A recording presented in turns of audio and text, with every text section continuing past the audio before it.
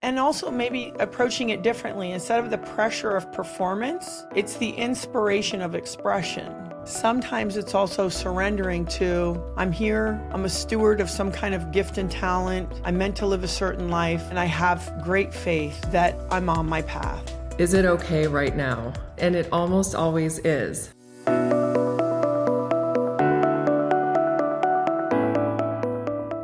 Gabby Reece, welcome to the XX Lab. Hi, Sarah.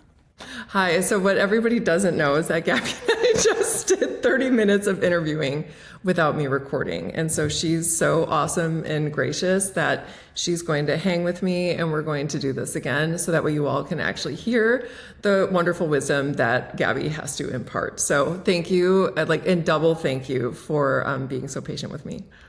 Hey, listen, we could have had a telepathic podcast, but we have to tell people how to tune in. I know technology's just not ready for us. So I want to start by starting from the top and talking about childhood. And one of the things that I heard you recently did your reset retreat, which was a wonderful retreat for women. And one of the things that you talked about was your experience growing up, and you had described it as growing up feral. Right. And this is something I identified with. I am the youngest of 5 children. Both of my parents worked full time and were on the school board and city council on top of it. And so they were busy doing their things. And then we were kind of left to run around and, figure our things out. And for me, it's really had a big impact on how I've developed and having to develop a sense of independence and all of that. And I would be really curious to hear what that means to you when you say that you grew up feral, and also how it shaped who you are and the way that you sort of deal with the world. I think I used to watch TV, and you get sold, not that you get sold a bill of goods, but they go, this is what your family should look like. And from 2 to 7, I did not live with my parents. And during that time, my father died in a plane crash. And I was raised by friends of my mother, neighborhood friends, my aunt and Uncle Joe. And then I actually moved back with my mom down to the Caribbean, to the Virgin Islands, which actually was great because my biological father is from Trinidad. So weirdly, I sort of got to know something about him by growing up in that culture, which became my culture. But there was no kind of like, hey, you're going to go to this school, and then when you graduate, you're going to get this job. It was sort of like, yeah, good luck, kid. And what that did is, and even by being sort of left with other people early, it got me to tune into my own beliefs and thoughts and feelings really young, and have the ability to trust myself.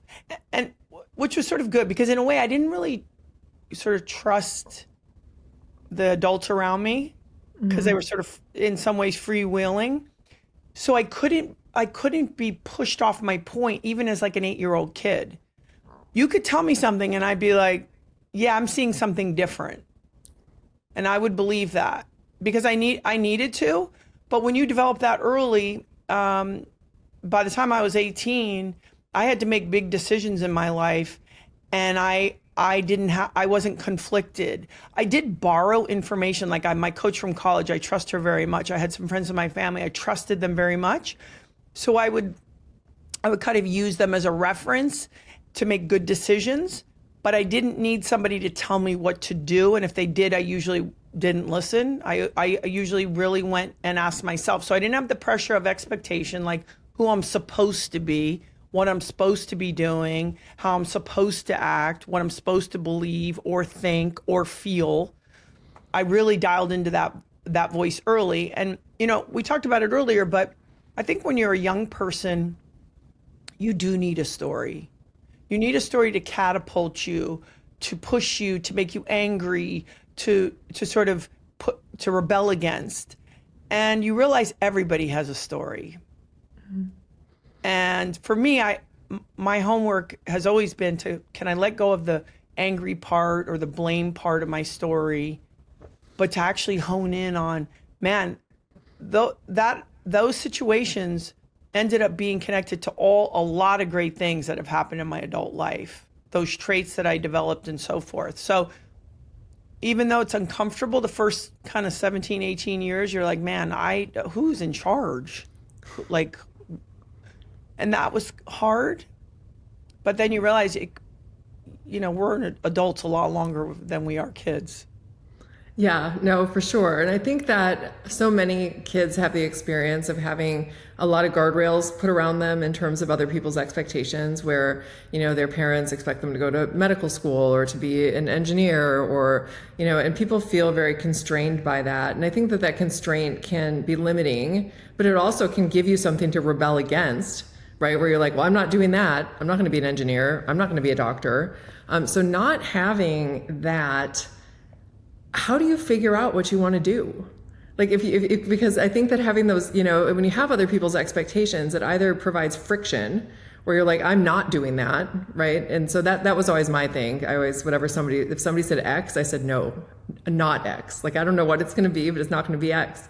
And so for me, it was always rebelling. But then I also, there's plenty of people who follow the lead, right? They follow the expectations that are set for them. So when you don't have that as serving, either as a point of friction that you can push up against or something that you're, a path you're going to follow, how do you figure out what you have to offer the world and like what your gift is and what direction you should go into?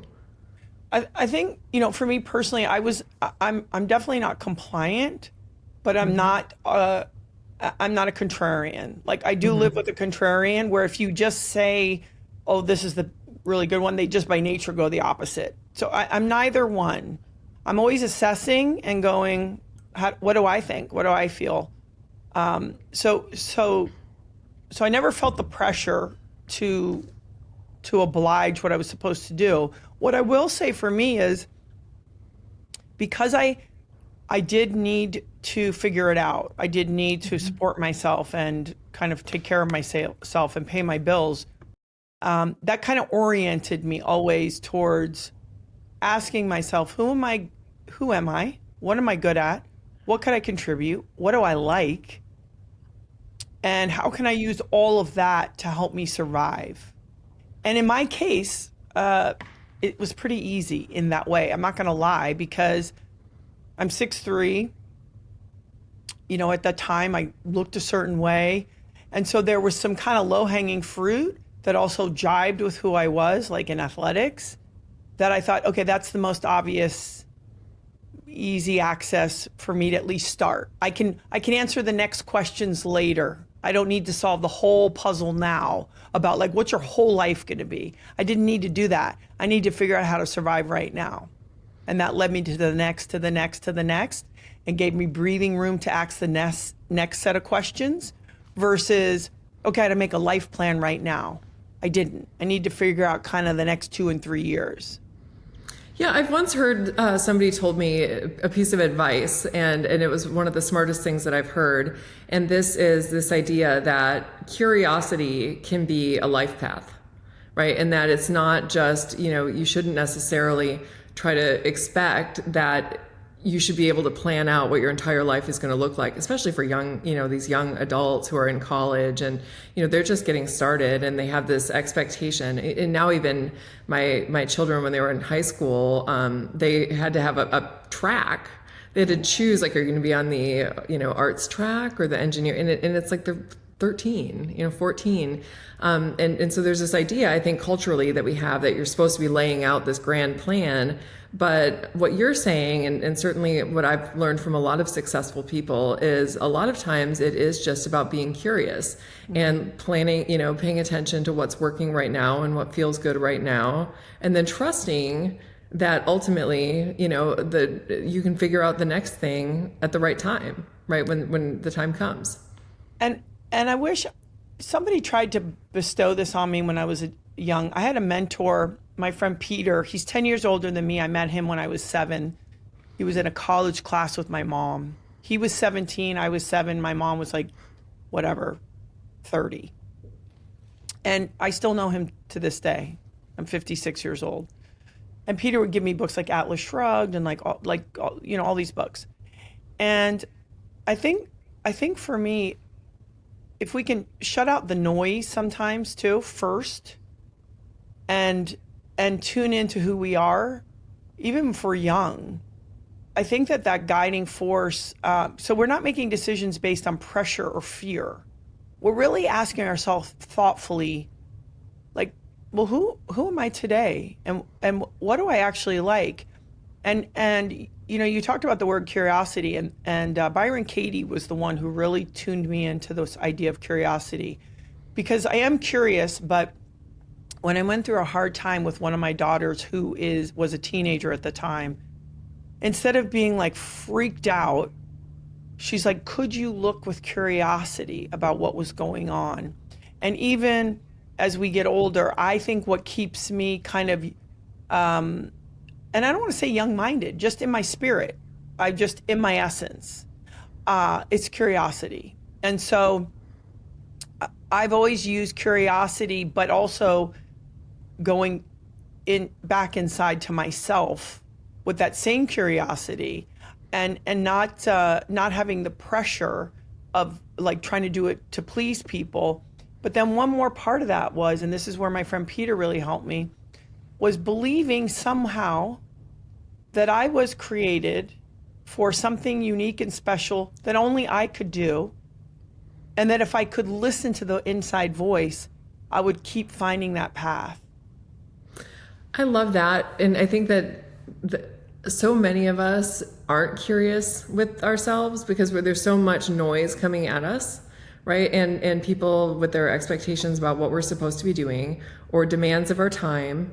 And, like if you're a mother, like expectations of motherhood, expectations from your partner, expectations from your career, that people don't slow down and ask themselves, how am I feeling? Like, why am I feeling this way? Like, why do I respond this way to this particular, stimulus? Like, why is it that it makes me so upset? Or what is it about this task that I'm having to do that feels so draining to me? And I do think that being curious with ourselves, I think I think you're so right in that I think it gives us that sense of who we are that ultimately can lead us in a direction where we're able to pursue our unique gifts, right? And do the thing that is going to make us feel most fulfilled.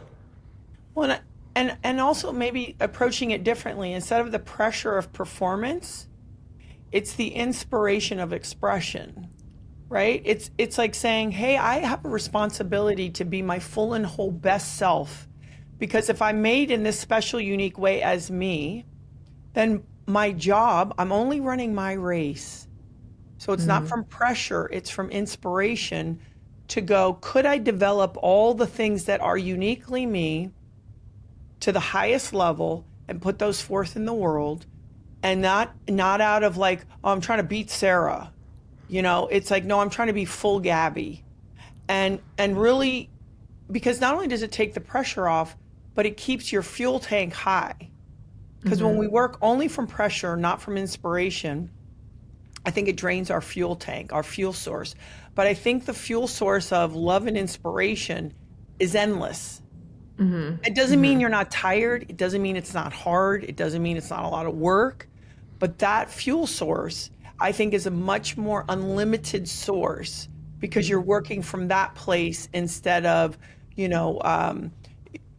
whether it's like a mentality of scarcity or all these other things versus, wow, how far could I go? I think that's really easier. No, I think you're right, and there's some saying that I can't remember, but essentially it's this idea that if you're doing something from passion and because you love doing it, it's worth almost any cost, right? All of the little costs don't matter, but if you're acting out of obligation, every cost is too great. So I think that really identifying what these things are that are going to give us joy and showing up and being able to do those things, I think makes all the difference in the world in terms of developing even resilience, right? Because I think that resilience a lot of times has to do with mission.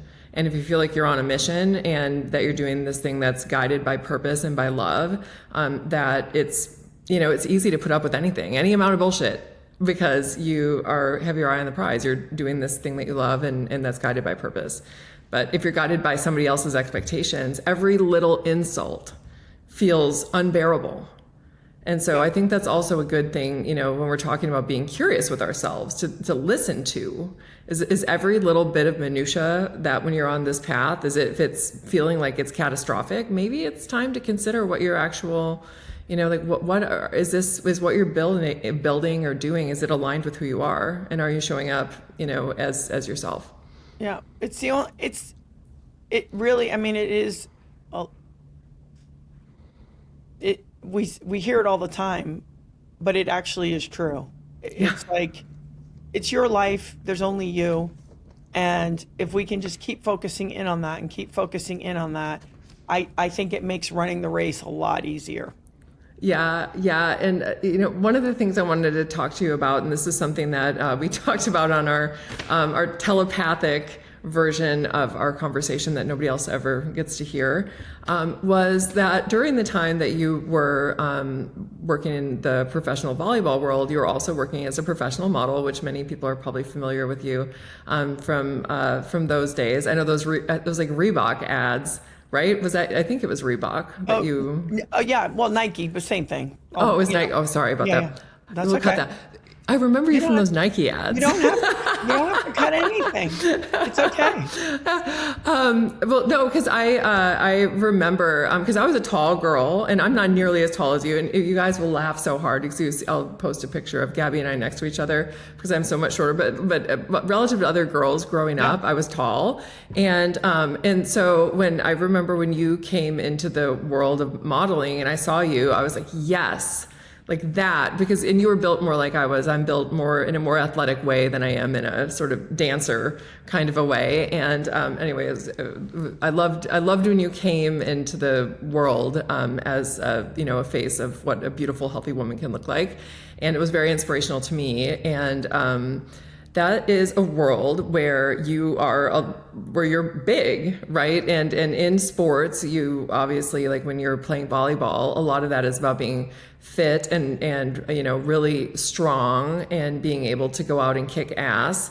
And then when you're in the world of modeling, it's about being small and in some ways, almost, I don't think that it's weak, but it's not strong, right? It's a very different phenotype that you're going for when you're in the modeling world compared to when you're in the world of volleyball. And so I'm wondering how do you feel trying to navigate like what you're supposed to be in both of those worlds, and how do you prevent yourself from succumbing to social comparisons when you're moving between these two worlds that are valuing two very different sets of qualities that you have?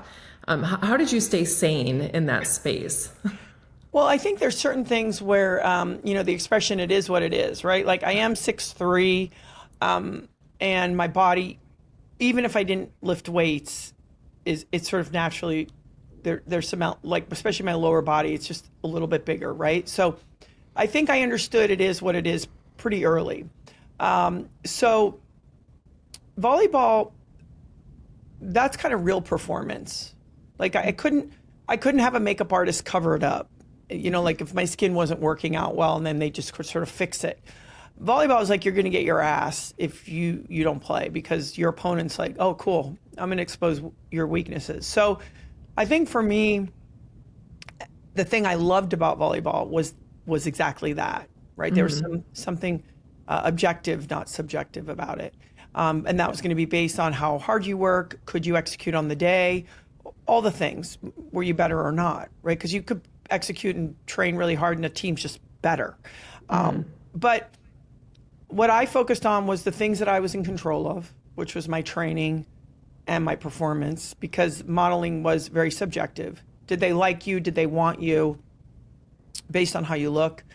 And I used to joke that I would have editors, can you imagine clothing editors? I would show up and like nothing fit, and they would just be like, oh my God. I remember this one very famous woman, I loved her, Manuela Pavese. She was a very famous editor from Italian Vogue. Gabby, you're so big. And I was like, I know, Manuela, I just don't know what to tell you, it's kind of this. And I'd have like clamps on the back of my dresses because they'd have to cut everything, kind of clamp it together.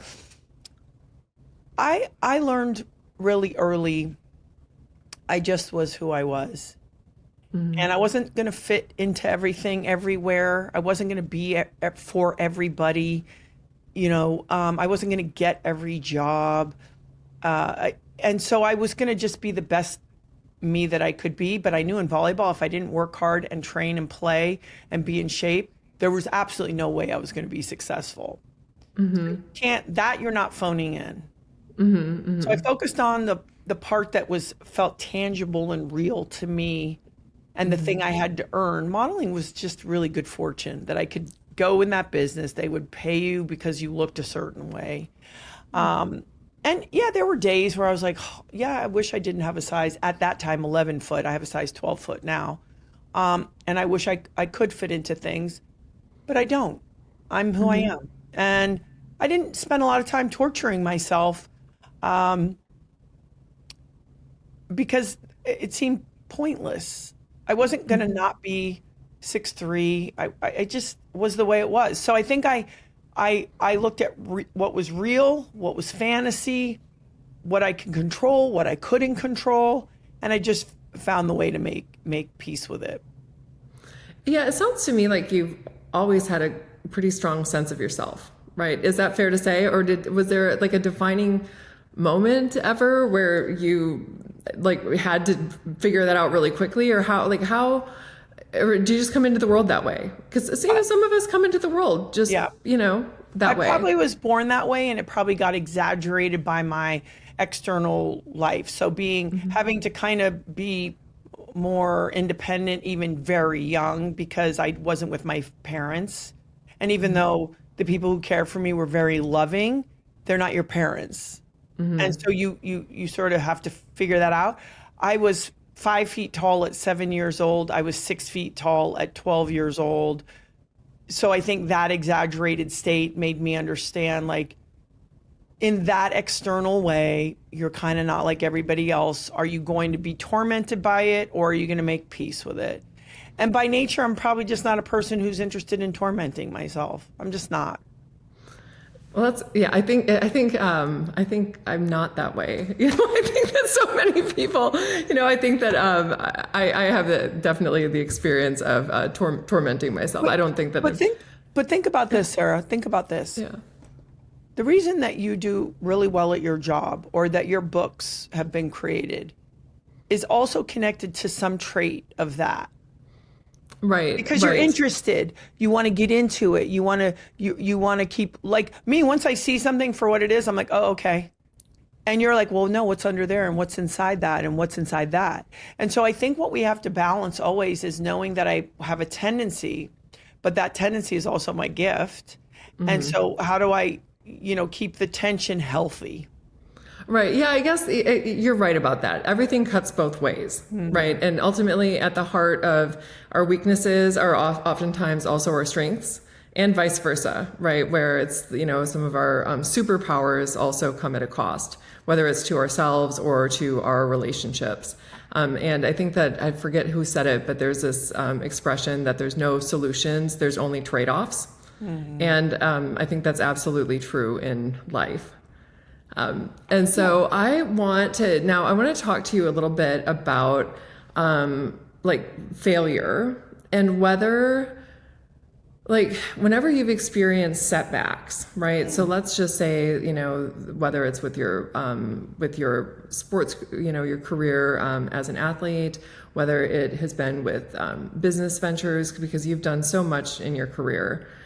When you experience setbacks, because we all experience setbacks where, let's say you lose a game, or you miss a point, or, you have a business idea that doesn't work out. Do you see it as failure, or do you experience it, or are you able to say this is a setback, and then you're just able to keep going the course? I think it's like, when I think about it, it's like a color wheel, right? Like you have all the colors, orange, yellow, purple, green. I feel like a, quote, setback, it's on the wheel. And so, you don't go, oh, we're on the color wheel and this is green. Green. It's like, yeah, it's just another color. Like a setback gets framed out as something so different from success and experience. I don't think it is. I just think it's a shade, another thing on the wheel. And so when it's happening, it's like, oh, yeah, okay. Because you can't advance. You can't have a distinction between if you don't have said setback. it doesn't mean they're fun or I love them or that after a while I'm like, yo, like I'd like a, you know, a little air would be nice. But yeah, I haven't made them as a big distinction from like the rest of like the experience. And so, how do you know the difference if you know, when you experience a setback in something that you're trying to do, how do you know when it's time to pursue, to continue to pursue and like, okay, this is just a setback, or whether it's time to call it? Right? Because in all of our lives, we'll do something or we'll try a new thing, or, you know, maybe it's a career or a relationship choice that we've made where we are trying to figure out, like, is this a setback or is it time to call it? Like, how do you make that distinction? I think in ways I will say it's been easier for me because I did start so early in my life to listen to my instincts, to really feel in my gut and my body, whether it was a person or a situation. I could, I sort of, that would let me know. So I think in that way, it is easier for me where I have the capacity to grind through. So you go, oh yeah, we're doing this. I can feel it. We're doing this. It's just going to suck for a while. And I'm not afraid of that. But like if I met a person or I've been recently in a situation, like we had a business for 10 years in our fitness life where I knew when we got new partners, I was like, ooh, this isn't the right combination. And then when is it time to call it? Because, you know, there's sort of quitting prematurely. There's healthfully going, we're at the end here. And then there is just got to keep pushing through. So I think listening to my instincts, and knowing when I'm being emotional, egotistical, scared, like also understanding where the response is coming from, which side of my personality. Because if it's like from a pretty balanced and fair place and I've really assessed and going, you know, I think could be done here versus, yeah, fuck this guy. I don't need this. It's like, okay, well, calm down, you know? So I think it's also knowing where the response is coming from in myself and having a real honest conversation with myself. But I generally don't pursue too many things that I then later go, this was a total surprise and mistake. Right.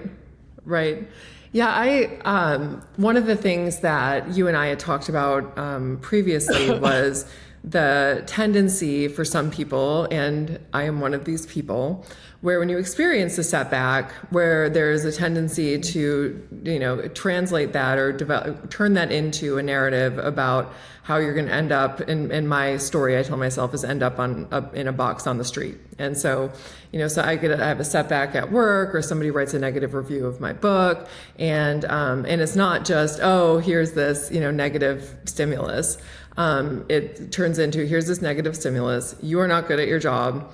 You are going to end up in a box on the street, and you had talked about the fact that you're less inclined toward that, and that your husband Laird, right, might be even less inclined toward that. And I'm wondering if we could like talk about that again. There's a couple parts of that. You know, when I learned as an adult that that's really natural. It wasn't a unique narrative to me because remember, I like security. I bought a house at 19 from when I was modeling. My coach was like, what are you doing? Because I was looking for roots. I was looking for security because I didn't have it. So for me, you have to, first it's when you're having the feeling, I think it gets worse. It's like when you're ramping up and somebody goes, hey, just relax. That makes it worse, right? Yes. So I think when we do that, it's like, of course I feel this way because I feel threatened because, you know, you learn that to build anything, to create anything, to make anything takes, you know, a millions of right decisions and moves. And for something to be destroyed, to get burnt down, to collapse, to be eaten, takes one. 1 second. So for us to have that, that's why I always think when I talk about health and wellness, I'm like, people need to understand their physiology and biology. So when stuff's happening, it's like, oh yeah, this is my biology showing up. This isn't me, a neurotic person. This is my biology in a wrong environment. Right? Because another tribe isn't coming, some wild animal isn't coming. It's some asshole on the internet writing a snarky comment. It's like, that's an inappropriate response. So it's one, knowing that, and two, you know, for me, I've even gone to the depths of, do I have something to sell? I do. Which means, can we keep the lights on or food on the table? We can. So when it gets really bad, there have been times where I'm like, do I have something to sell? Could I sell a house? Could I sell a thing? I could. That means we'll survive. It's okay. Doesn't matter. Right? So sometimes I do that. Like, what's the worst thing that can happen? I got to sell shit. Great. No problem. We're good. And then finally living with Laird, who puts himself in for many years, so like a more natural and dangerous environment. And so for him, the hardest thing is strings of days and days of 70-degree weather, sunny, and like no action really going on. That's actually way harder than like, oh, something dangerous. So Laird is always the one to say to me, hey, listen, it's all going to be okay. And it is okay. And sometimes when we think about box on the street, it's like, yes, but in this moment, am I okay? And we are. And that's what happens. It's all that Byron Katie calls it. Oh, she's like, oh, sweetie, are you past futuring? It's all this projection about this can happen, that. It's not happening. We're fine. And so it for me, it's really getting a relationship with like, oh, it's going to be fine. And having the view constantly of being present and having a big, wide perspective and being able to click in and out of that efficiently really has been a helpful tool. And I will say this, when people talk about, oh, I have faith, it's like, oh, do you?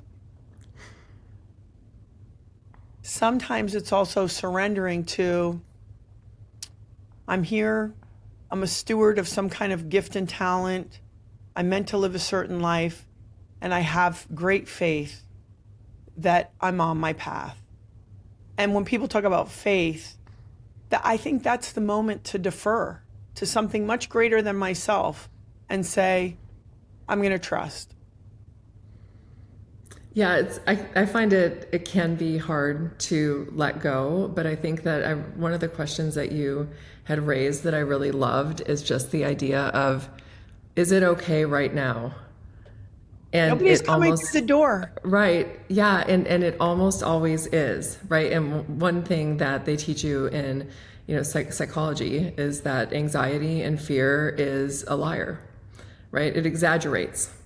And the reason for that is that our amygdala, which is our fear center in our brain, acts like a smoke detector.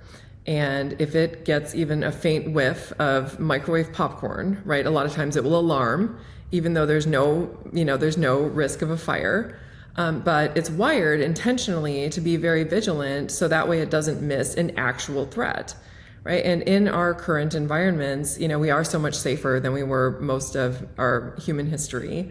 And I think that sometimes it's almost like our threat detection system has become sensitive to almost like the wrong cues. Like it's so sensitive now to even slight threats because we're not really exposed to big threats, which is why I wonder about someone like Laird, who, has deliberately put himself in the way of big threats, with his surfing career and other, physical risk taking that he's been known to do, whether that then recalibrates your amygdala in a way that allows you to be able to better withstand some of the minor perturbations that can lead the rest of us to really freak out and spiral. Well, and not only freak out and spiral, but freak out and spiral with access to the whole world. We're not supposed to have access to the whole world. I remember about 7 years ago, I said to Laird had made a comment about a female surfer that got herself into a bad situation. And Laird had actually sort of picked her up years before in another location, and he realized he felt she was ill-equipped. And there's other women that he thinks that had more experience and time that were not ill-equipped, that they could get themselves in a bad situation. It was just a bad situation, not because they were ill-equipped. He made a comment about this online in some interview because they asked him about it, and and also the guy who dropped her off and picked her up did it really recklessly. And Laird is pretty serious about the safety around these things. So he makes the comment, and both these people are from a specific country.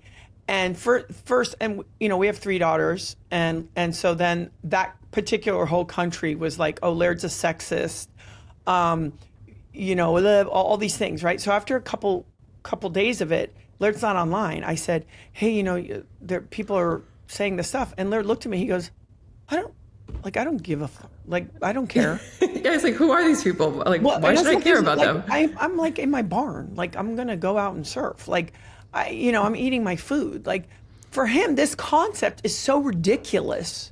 Yeah. That you would take in the opinions of thousands of people, also talking to him about something that he might be more of a subject matter expert than them. So when I said it, he looked at me. He was like mid-bite, and he was just like, okay.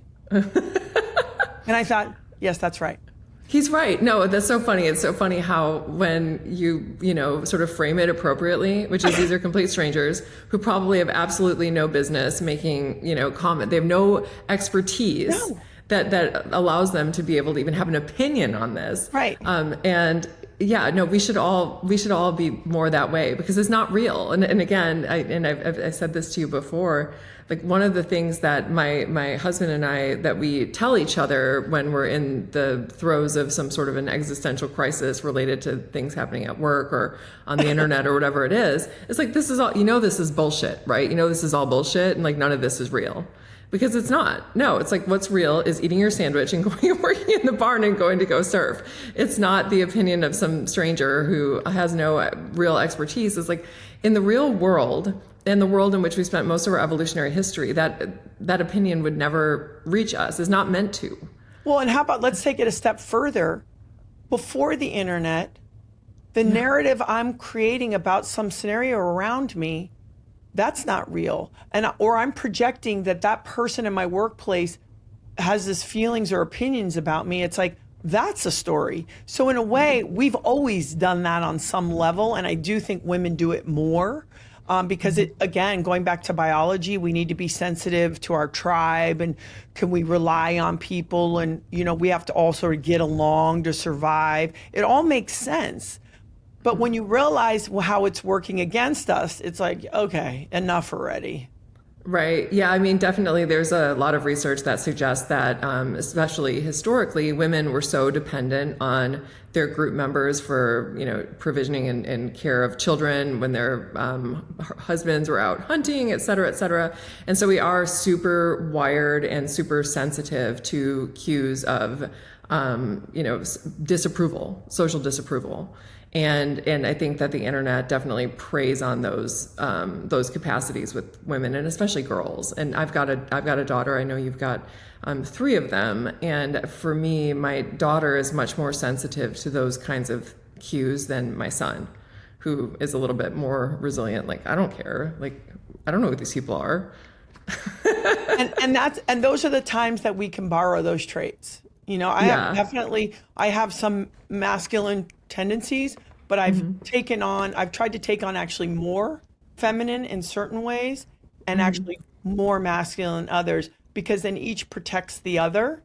And so it's been really helpful to be like, oh yeah, okay, forget it. I love it. You're like a whole village in one person. I'm really working on it. I think I'm like, it's like I'm trying to get both so powerful, because then when the right person needs to step in, I get to use the right set of tools. It's like, oh, this is like about hugging and understanding and making space. Oh, this is about like almost ignoring, not mattering, being very straightforward, and just trying to, do that. I love it. Let's talk about relationships. And I'm going to talk about your marriage to Laird Hamilton, the professional surfer waterman. And I want to talk about the fact that you guys have kind of you've kind of been through all the major milestones of a long-term relationship. You have children, you quit the marriage for a period of time where you said enough of this. And now, I mean, the two of you work together. You seem very happy. You've raised these three daughters. Everything seems, from at least from the outside, looks like it's going pretty well. And I mean, you know, as well as life ever goes, right? Minor imperfections aside, what brought you to the point of wanting to quit your marriage initially, and then how did you get to the place that you're at now? You know, I met Laird at 25, and I was definitely not looking for someone. I was a husband. I was busy. I was, you know, doing my thing, and I met Laird, and it was sort of, it was involuntary. I mean, I always say I'm a pretty practical person. I don't get led around by my emotions, and there was something with Laird, and Laird was he and his wife were sort of. He was sleeping in the barn. My oldest daughter was a small baby. It wasn't like, oh, that's a good idea. I remember asking myself, you know, would I be willing to be responsible to take on all these things? And I was. And so Laird and I lived together very quickly, something like 8 days later. You know, I developed a relationship with his ex-wife. It was difficult at first, obviously. And then we co-parented for my oldest daughter.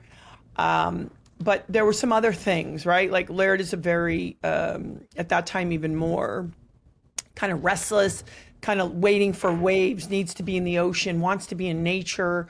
Again, connected to all the things that I really admire about Laird, because there's a purity there about what his values are, that it isn't about acquiring more money and getting stuff. It's a very pure thing, but it's difficult. And when someone feels like they're on a clock and they're always waiting and they don't understand how this everyday, why does that guy have power just because he's a CEO of a company, but if we had to go hunt and go get meat, he couldn't get anything, and like, you know, all this weird stuff.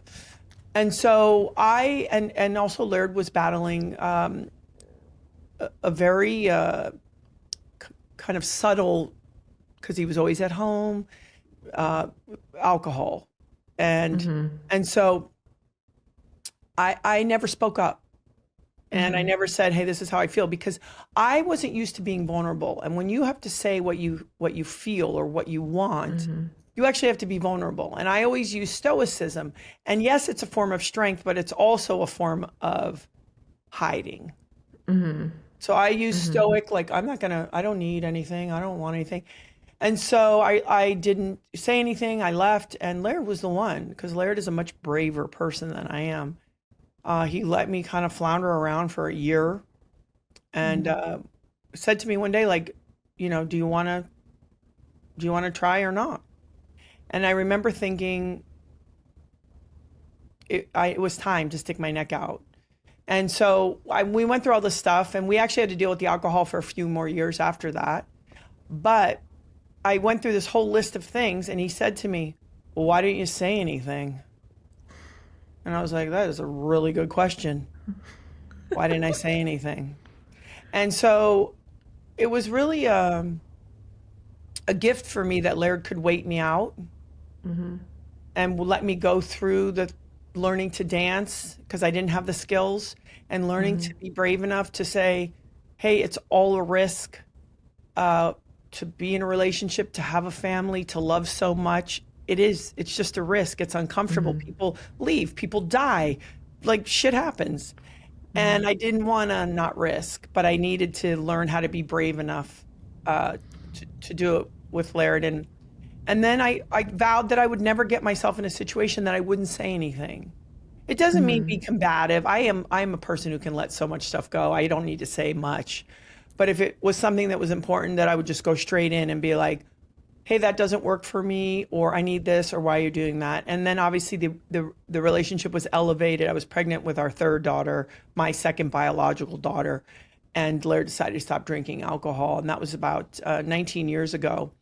So that also really helped, because that's him wrestling his demons to the ground, because we take everything so personal.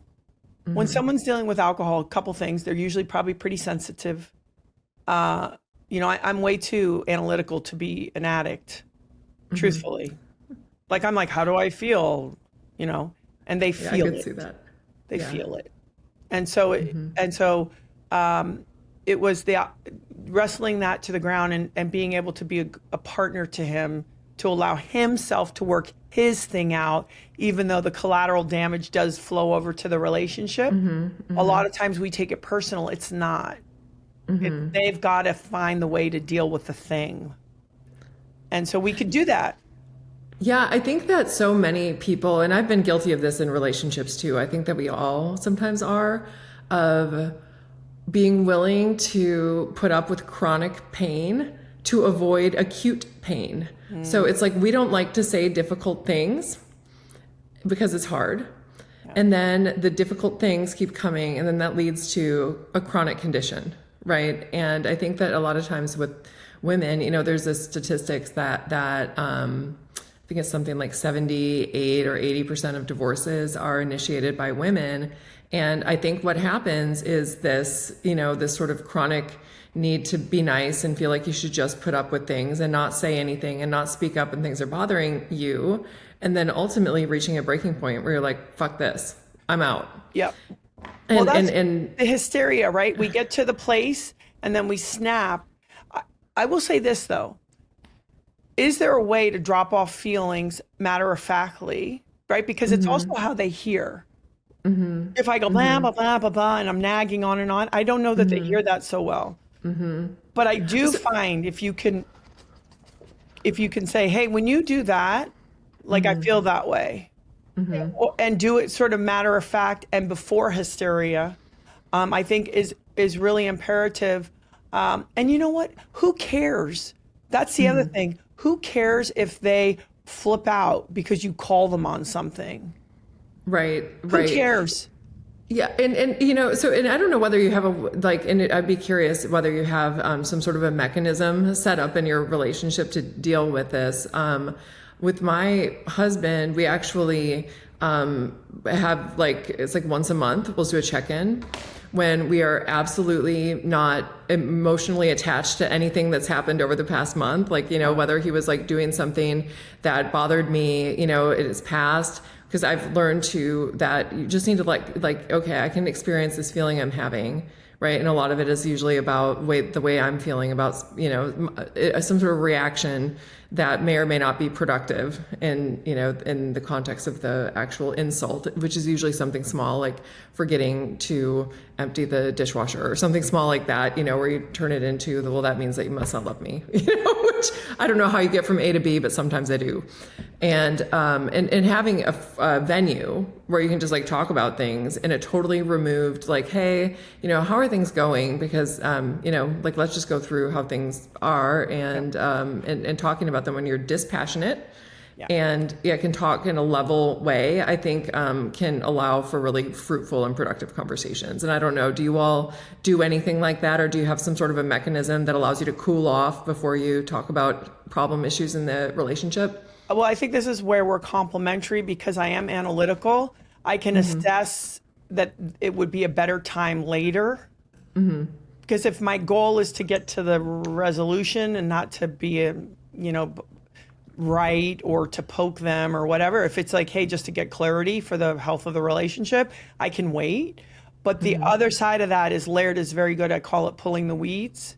Laird doesn't let anything go under the carpet. Anything. If he notices a look or you have body language, he calls you on it right away. So because we have those two traits happening, we have the person who wants to pull the weeds, but we also have the other person who can do it calmly and sort of wait. So I think that we do that more regularly and consistently, so it does kind of clear the decks all the time. And listen, learning how to really say this is all just attached because I really love you and I'm crazy about you, and your attention and love and affection and care means so much to me that when it feels off or withheld or you're distracted, it's only because that I like that from you. Right. Yeah, no, absolutely. And like, what do you, because you've been together a long time, and like, what are some of the things that you find about maintaining attraction? Right. So one of the things that we do some research on in my lab is looking at attraction in long-term relationships, and, familiarity and intimacy do have that effect of it can decrease sexual attraction within relationships. And so I think that it's at least the research suggests that people should be pretty intentional about trying to maintain attraction in a relationship, because it's very easy for it to disappear just because of the familiarity and levels of intimacy that are required, especially when you're sharing a household and sharing children. Oh yeah. And so what have you learned in your relationship about keeping that alive? Because it is such an important part of relationships. It is. It's a really important part. I think one thing that Laird and I naturally do as individuals is we use the word curiosity earlier. So we're not particularly stagnant people. We're sort of reading and looking at new ideas and learning and taking care of ourselves and going forward. And so what happens is I'm not saying to Laird, let's go. And he's not saying to me, let's go. Both of us go forward naturally. And then we can provide a source of inspiration for the other. Like on the day I don't really want to go, I look and I go, oh, there's Laird going. I got to go, But what happens is within it, we maintain our individuality in a real way, like in a real way. Not, we're kind of melded mostly together, but we're both sort of really on our own mission and path. And then we have the ability, because our values are similar, to keep weaving our lives together. And then there's excitement and love. I never feel like I can control Laird, which is very good for me because it keeps me on my toes. No person is telling the other person how to be, but there is a silent understanding of, hey, you're going to bring your best and I'm going to bring my best. It'd be like walking into a classroom with a really high level professor that they start the morning with good morning. And they're well prepared and they're showing up at their very best. And it's understood that you're going to do the same. And so there's no force, but it's kind of like, hey, this train, this is what we do on this train. We're playing our A game. We're not coming here with like snarky comments or like belittling bullshit or like you're not doing your thing. And so the other side of that is, we joke, is mutually assured destruction. I love that. It's pretty much like we're doing this all the time, and that's naturally built into our relationship. And I will make a distinction that I think is very important for women. There's mothering and there's nurturing. And if you want to continue to have a sex life with your partner, it's much more powerful to nurture them than to mother them. Amen. There's actually research on that. Did you know that, Gabby? No. So there's research that finds that sexual desire dysfunction is related in large way to women feeling like they're mothering their husbands. Yeah. And so I think that and so it's been argued that essentially that, a lot of what we think of as hypoactive sexual desire disorder with women might be an effect of their relationship dynamic. And it's sort of in this way that you're urging people not to follow, which is, nurture without mothering. Because I do think that there's that element of it's a condescending view of your partner to be mothering them, right? Because essentially, when you have a parent-child relationship, it's about a power asymmetry where you think that you have the answers and your child doesn't have the answers. And I think that a lot of times you hear women talking about their partners in ways that are well, they know better. They know better. Like that they know better, instead of appreciating that there's going to be differences, and that again everything cuts both ways, right? But the flip side of that is men have to take the bull by the horns, right? Like that's the thing, is Laird is like showing up. If something's broken, he fixes it. It's like he's on it. So conversely, it's like it's easier to do when you have somebody who's like, they're on it. But I always tell young women, listen, you guys have all this list of ways that you think men should be. And if they did all the things that you wanted them to do, you would have no one you want to have sex with. Yeah, that's so funny. Yeah, I was talking with one of my girlfriends about this very thing, where it's like this list of things, you're essentially creating a completely unfuckable man. Yes. Like you don't want to have sex with this guy. No. No, it's because I'm very much, because I study human relationships and human mating, and I've been studying it since 2000. I'm very keenly aware of the different factors that play a role in attraction, and what works and what doesn't work for me. And so I've always been very much about like wanting a man. Like I want a man who shows up as a man and like makes decisions that I don't want to make, and deals with the unpleasant things that I don't want to deal with. And yes, and when you have that, and then you show up and he's playing his A game and you're playing your A game, and you don't become the two-headed relationship monster, right? Which so many people become, where they become so intermingled with their partner that they can't tell who's who and where you start and where the other person begins. And there's no polarity there. There's no, and you need polarity for attraction. Yeah. And so I think that keeping those things in mind and working, even, if you're listening and you've been married to your husband for a long time and you've become the two-headed relationship monster, it is never too late to develop an internal sense of self, and for your partner to develop an internal sense of self, and know that it is human nature to feel resistance to that, because you're going to feel like, oh, I want to be with my partner. No, this is, you need to intentionally build this into your life starting out. Yes. And don't let that resistance to the idea make you feel like it's the wrong, because it really is the smartest thing that you can do to maintain the quality of your relationship, is to build yourself up as an independent human. Yes. And have your partner do the same. So that way you're both able to show up and be there as a complete other. And that creates the polarity that maintains attraction. Yeah. And at no time, I could be with Laird every day and all the time. Are we not both intensely individual? And I think what's going on too that's confusing, especially for younger women and men, is we have said that the masculine has all this like negative sort of connotation. And when I talk about masculinity and the type of men I'm around, Laird and his friends, they are loving, protective. They cherish women. They are helpful.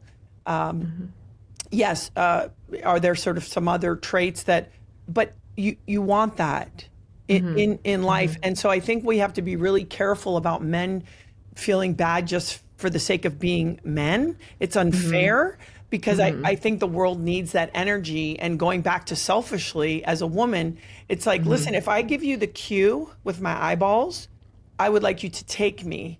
I don't want it to be a 9 set of questions about like, am I comfortable? Do I think? Because now I'm busy and I'm tired and it's like, forget it. Yeah, I know. It's by question 6. You're like, the moment has passed. No, dude, it's like I can barely get there anyway. We're all so busy. Imagine when people have little children. It's like, it's almost impossible already.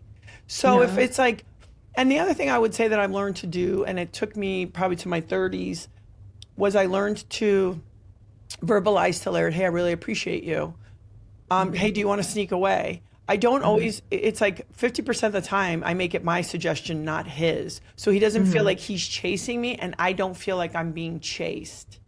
Right. The pressure of like, when are we going to have sex? It's like, no, I'm leaning right into that. I'm going right at it. Like, hey, you want to sneak away?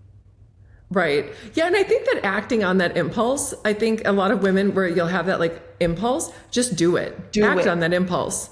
I completely agree. And I think that it's so smart what you just said. Well, there's been a lot of things you've said that are really smart, but I really love this idea of, because I do think that a lot of women, especially when they've been married a while or in a long-term relationship, that they have that feeling like they're being chased.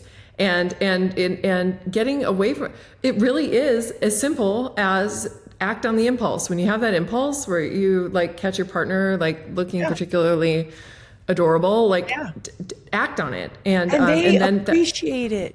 What we forget is how much it means to them. Men have their own path and plate of like, nobody feels sorry for them, and they don't tell their guys like, hey, my chick isn't really like into sex. Like, they barely talk Right. about this shit. If you go for them and you're just like, hey, that means the world to them. Yeah, no, absolutely. And I do think, and are you familiar with Scott Galloway's work? He just wrote Yeah, I that know. memoir about, yeah, no, I 'cause, didn't read it though. What did it say? I mean, well, it's essentially saying what you're saying. It's like, I think that there's a lot culturally that's happened in the last 20 years that has created this narrative that there's something wrong with being male. And it's working to, so it's called on being a man, or notes on being a man. And it's just essentially like talking about what it means to be a man. And like you were saying, I mean, it's this idea that, being helpful and kind and respectful in it, all of these great things, but also, having leadership abilities, showing your leadership abilities, and not being apologetic about that. And it's okay to be competitive, and it's okay to be physical, right? And to, need to move your body. And it's essentially, trying to act, a cultural counterpoint to this idea that there's something inherently toxic about being male. And as a mother of a son, and also just somebody who's very much, I've spent most of my career steeped in research on sex differentiation, right? And sex differences, and, males and females, and how we're different, and why it's important to understand these differences, and that it doesn't mean that we're unequal. It just means we're different. And how, seeing what's happened in the last 25 years or so, where there's been this idea that there's something wrong with being male, and that, men should be like women. And then what happens when men are like women is that women don't want to date them. And so it creates this problem. And so it's like, just say it, it's like, it's okay to be a man, and I think, well, yeah, exactly. It's like, not only is it okay, but it's like, I think that if we didn't have this confusing cultural narrative about, it being toxic to be a man, that we would be in a much better position than what we are currently. But the other kind of challenge is that we also aren't teaching boys how to be men. Right. So there Yes, is absolutely. sort of like a rite of passage and a process about gaining the tools that it takes to being a man. I think for women, it's easier. Like, you get your period, you go through puberty. Like, there's certain things that you do that you just do, right? Where with men, it's a conversation. It's like, hey, this is how you work this. This is how you respond to that. Hey, avoid that conflict if you can. You have to teach young men how to become men. And because we've squashed the whole thing, now you have a group of young men that are like, I don't even know what to do. Right. Yeah, which is why I love Scott's book, because it's very much trying to create this guide to, for boys and who are becoming men on what it means to be a man, and in the most, really a beautiful sense of the word, being able to show up in your masculine energy, which, has a lot of positive qualities, and without, leaning into the toxic male stereotypes. Yeah. So I want to ask you about work-life balance, and whether you think it's bullshit, and whether you whether you figured out a way to do it, and whether even you struggle with, does even Gabby Reece face the second shift problem, right? Where you work and then you're also responsible for everything that's going on at home, and how do you find balance in your life and in your day with all of the different things that you've got going on at any given moment? Well, first of all, the joke is, the $1,000,000 question is, what's for dinner? I hate that. Like, I joke about, like, in every house at 3 or 4 o'clock, you're like you're deep in work, and you're like, oh shit, what's for dinner? So absolutely, I believe in a flywheel versus a buckets, right? I used to believe in the buckets, like, oh, my relationships, my workout, my work. And then I adapted to the flywheel thing of, if I'm excited by my work and happy in my relationship, and I'm in a flow with my children, which just means being in an active relationship, right? Like, I get to be there as much as I feel as I need to, right? Because we all have these kind of our different degrees, right? And so there's certainly, and it's that have to, should, and want. I use that sort of system often. I don't make everything a have to. It barely is. I'm happy to push things to the side very quickly when I understand this doesn't need my time and attention right now. I'll deal with that in 3 days, like no problem. So it's not everything it has to be perfect and done. It's what do I need to deal with? And also what I say is I look at my months and weeks in a long line. So I see how everything is related to everything when I'm scheduling. And if it gets too weird and thick, I'm like, okay, why am I doing that? When I can thin that out and push it down, and then I spin everything so it's only one thing coming at me at a time.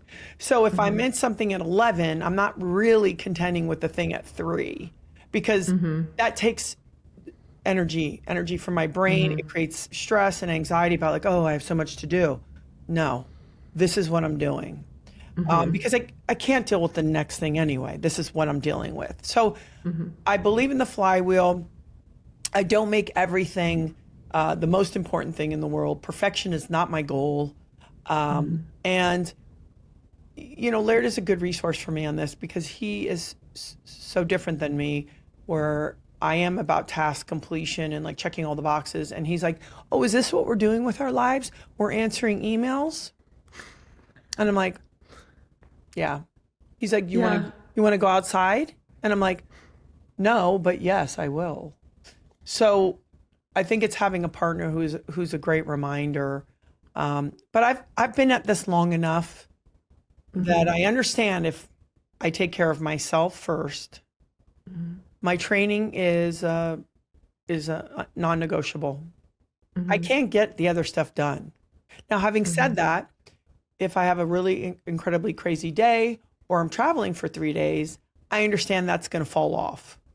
So I don't freak out. But in my day to day, that's the thing. I don't let I kept the reins on that thing tight.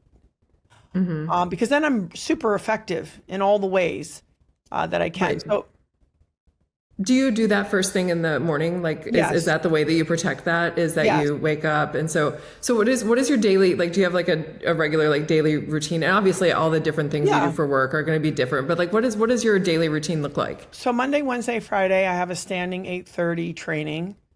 And then I will dive into my business and everything else. And I do try to now tack on, now that my kids are bigger, some kind of like walk or something mellow if I can at the middle end of the day. I used to never do that. I would like train super hard, kill myself, and then sit at my desk for 8 hours. And as I'm learning, it's just not a good idea. And then Tuesday, Thursdays, and Saturdays, if it's warm enough, I do underwater pool training. That's where I try to get in the sauna and do things like that. And then everything else, like my eating is, I eat real food. I eat when I'm hungry. I eat till I'm full. If I have the impulse to shove something in my mouth because it's out of stress or boredom, I just notice it and try not to do it or find a healthy alternative. I don't want to say I'm dialed in there, but once you get your system dialed in, your cravings diminish. There's a lot of things that work in your favor, your energy sustain, things like that. So I eat real food. I'm not a freak about calories. I don't think about it. I eat whole real food. And then the thing that I lack is I probably could be more hydrated. That's the thing I'm always trying to catch up to. Catch up to is my hydration. I get to bed at the same time. So, it's probably around 9 o'clock. Okay. I'm not a great sleeper. So at least I know if I'm in the bed, maybe I'll get 6 hours. I'm just not a great sleeper. I will try to solve all my problems or just wake up. I'm in midlife. So, it's new things. Before it was little kids now, and then it's teenagers out. And then now it's like, okay, shit, hormones. And again, that for me, not everything is stressful. Like when I see the response, I go, this does not warrant this type of response. So I've gotten pretty good at being like, okay. Do you meditate? The reason I'm asking is because that's like such a mindful way. And I've gotten better at it since I started. I do this meditative yoga. I do once a week, and I've done it now for like 6 years. And since I've added that into my practice, I'm better at that, sort of catching myself where I'm like, this isn't worth getting this upset about. Do you have some sort of a meditation practice, or are you just sort of naturally mindful, or is it a byproduct of living with Laird, who sounds like he's just constantly mindful? Well, and also Laird is way more emotional than I am. No, I do what I mean, sometimes I do breathing. What I always do is active meditation. What does that mean? If I drive in my car, sometimes I check in with myself every day. So if maybe I'm in the shower, I'll be like, oh, how's it going?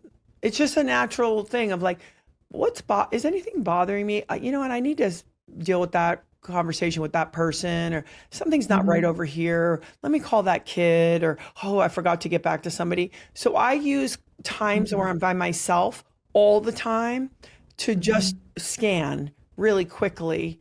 And so that helps me stay very focused and clear, and nothing is like, months and months or weeks and weeks or years and years of things piling up. It's like, oh, there's something. Okay, deal with it. Okay, there's something. Deal with it. And that has always been a tool of mine. And that comes probably from the way I grew up, and then being in sports, because you have to take on things as they come. Right. You can't get away. Yeah, I hadn't even thought about that, but that's like a really great skill. I mean, there's so many great skills you get from sports, being part of a team, being coached in a certain way, and understanding that feedback is helpful for growth. But I hadn't even thought about the mindfulness, but I would imagine that athletes are probably much more mindful than people like me who have no, ability to play a team sport. Well, no. That's what you get for the IQ points. I think what happens in sport is when something's not working, it gets blown open every time. Because the people on the other side go, they can't do that. And they blow you open. So what happens is it's a really good tool to go, first of all, you're not afraid of being like, I'm not good at that. I got to work on that. And so you don't avoid it. You learn how to go, I'm going to work on that. And so there's just an opportunity. If you go to practice with an intention to work on a skill. Well, you can do that in your day-to-day life. And say like, or even more is set the ideal. The ideal would be the goals, the dreams. And then you go, okay, what's the ideal? I'd like to be a kind partner. I'd like to do all these things. Cool. What does that look like? What skills do you need to build into that and that practice, and how's that going to show up in your day? So it's not some like pie in the sky thing like, I want to be a loving partner and a mom. It's like, yeah, awesome. What's the scaffolding, the framework for that? How does that look? And so you also have the opportunity to build skills on, you set a goal and then you go, okay, how do I reach that goal? Yeah, that's so smart. I mean, it's like building systems, right? We always need to, a goal without systems in place to help you reach that goal is wasted time. But don't you feel, because it's not going to get you anywhere. Don't you feel like people sometimes, like now we live in like tech bro land, everybody talks in like this way sometimes that's like, it's so systematized that there's not like an organic kind of flow to it where it's also still your heart. Oh yeah, no, I totally do. I totally do. I feel like we've lost track of the forest for the trees in a lot of ways, where everybody's trying to optimize the trees.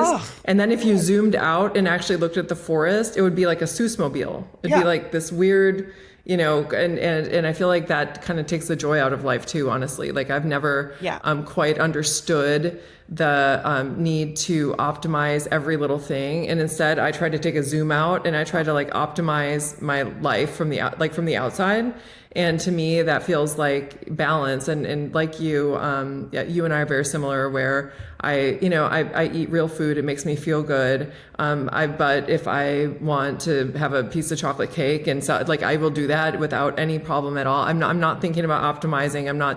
I'm just like mostly making good decisions that support my health, but also at the same time support me having a really good quality of life. And I think I've had a good quality of life so far, knock on wood. Hopefully it continues that way. And I think with parenting, we have to remember that too, right? That our children are people, and the idea is for them to understand encourage them to figure out who they are and what they like and what they want and how to do that, and to love them, not to plug them into every single thing and program and routine and all this bullshit that then they never get to the space to ask themselves that question. And we're so scared to do that as parents because we think they'll get behind. They won't get behind. No, they develop as humans. And so one thing, and it's so funny because I'm a psychologist, obviously. And I had my children, I didn't pick up a single parenting book because it was like, no, like nature equipped us with the ability to read our children. And the idea that somebody could write a parenting book for my children is outrageous to me because they're both two very different human beings. And there's, and they would each need their own parenting book if there was actually going to be a parenting book, because I have to parent them in absolutely different ways. And you just have to trust your instincts. And as a human being, we have that baked into our nervous system, is the ability to be able to do that. And part of that is allowing them to fail and to fall down and not plug them into every single thing that we're hoping that that they can do to maximize and optimize, and just give them the opportunity to learn how to manage failure, learn how to figure out what they're good at, because there's no greater teacher than life, and failure, and it's like, okay, well, I tried this and I'm not good at it. And it sucked and I felt terrible. Or, with my kids, I've had to, I don't know if you had this experience, but there's a lot of pressure for them to, succeed at school and in the schools that my kids go to. And I don't do their work. I don't badger them and pester them about their work. I will say, what do you have for homework? Okay, you should do that. I don't check it. I don't, if they're going to screw up, and they do, they're doing it now and they're learning. And I think that as parents, it's hard to sit back, and it's especially hard when you're feeling like all of the other parents are probably thinking you're a terrible parent because you're not paying attention because your child's poster doesn't look as pretty as everybody else's posters.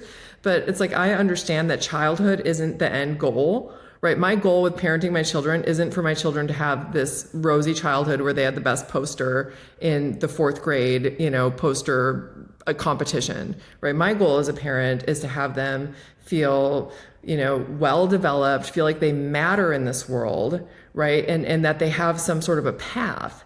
And there's no way that I think that they can develop that when we're, trying to do everything for them. Right. And I think it's like I tell my girls, I'm not your coach, I'm your mom. I love that. So it's a very different thing. And also I want to encourage parents that, like, the arc on parenting is long, the story, but that if you love them and you give them room and you put up, boundaries and you listen and you try to be the best example yourself, it just sort of works out. Yeah, I think that that's true. And that's taught me, that parenthood definitely taught me that. And I know that we're about out of time. I'm going to wrap up, but what does parenting taught you? Like, what is one of the most important lessons that you've learned? You've parented 3 girls, different personalities, and you have to learn how to, navigate all of that. What do you think is the most important thing you've learned from parenting? Well, listen, the obvious is they're not listening, they're watching. Mm-hmm. And to surrender. When people go, oh, you surrender. Nothing has taught me more to surrender than being a mom. I love that. I think that that's so true. We don't have any control over that. No. And I think that letting go. Yeah. And that, like, it's sort of all going to be okay. And also, like, if they don't win a gold medal or they're not the CEO, or even if they are, what's the end goal? For them to know themselves, to maybe have loving relationships, to know how to take care of themselves, and to be their full, whole self. And don't worry about it. Don't worry about it. I love that. I'm going to close with one last question, and that is just about, what is the legacy that you want to leave in the world? You've done so much, and I'm just really curious about what is the most important thing that you want to be able to leave behind. I sometimes get asked about legacy, and I realize, because of my feral background,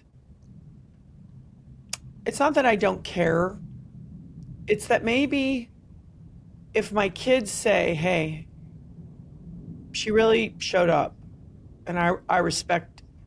I mean, you kind of think if you're there, your kids are going to love you, but like I respected her, and there were some traits and things and ways she did things that I will do as well. And that like I sort of squeezed the tube, like, so I'm not worried about the next. I'm really interested in, like, if I was given certain gifts and talents, that I just maximize them. I have a friend who always talks about, like, your work should be better than you, that somehow is able to produce things that were actually far more interesting than me, that I allowed myself to be the portal as fully as I could, that I was a good steward of the gifts and talents that I have, and the people that I'm close to sort of thought, you know what, Gabby gave it a real go, like, and my kids go, because you can't fool them. And so I hope that I can earn that from them. I love that. I bet you have. You're quite a person. Well, I'm working on it. No, I guess we're all a work in progress. Even Gabby Reece, folks. Every day. Listen, every day there's so much more. And there's so many opportunities to be better and wiser, and that's what's exciting about life, is that you get up each day and you have that opportunity just to be a little better. And I don't mean make another dollar, have more people know you, but for you to be closer to your essence and spirit, right? Because I think that's the hope, is that I probably have a certain essence, and by childhood certain things get out of whack.